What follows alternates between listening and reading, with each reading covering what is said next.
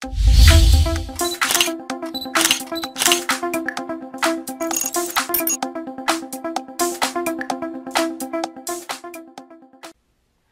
everyone, it's Mary with Studio 2.8 TV.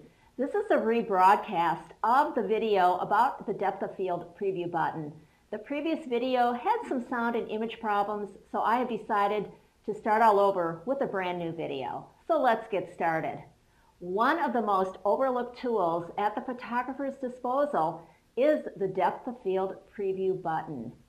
Actually, this tool has been around for a long time, and I remember it on one of my film cameras back in the 90s. Most new digital SLR cameras come with a depth of field preview button. When pressed, this helpful button closes the lens opening to the aperture set, so you can see in real time the actual amount of depth of field for the image you are composing. The button can be found on the camera near the base of the lens. You should check your camera manual to find out where the DOF button can be found on your camera. Next, I'm going to show you where the depth of field button is on my two Canon cameras.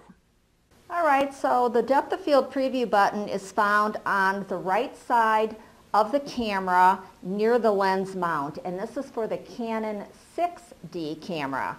Now the Canon 7D, also a Canon, for some reason they put this on the other side, and it is found on the left side of the camera near the lens mount. So go ahead and grab your camera manual and find out where your DOF button is located.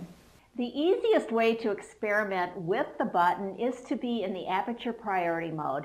Start at your widest maximum aperture that your lens allows. Then press and hold down the DOF preview button.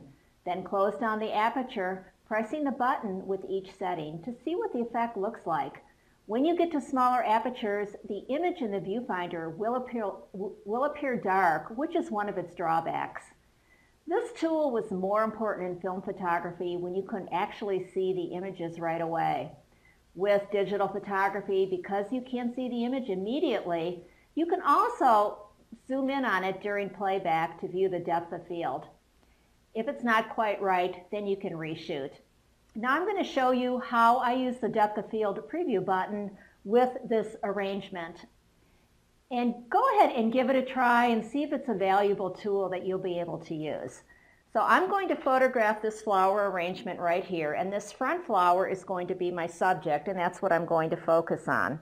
And I'm starting at f4.0, and I'm going to press my DOF button. And I can see that the flowers in the background are slightly out of focus. And now I'm going to increase my aperture at 5.6. They're still out of focus. And as I increase my aperture number, which makes the aperture actually smaller, now I'm up to f22. I can see that just about everything is in focus, but the image does appear a lot darker. So there you have it. Thanks for joining, and we'll see you back here for the next video.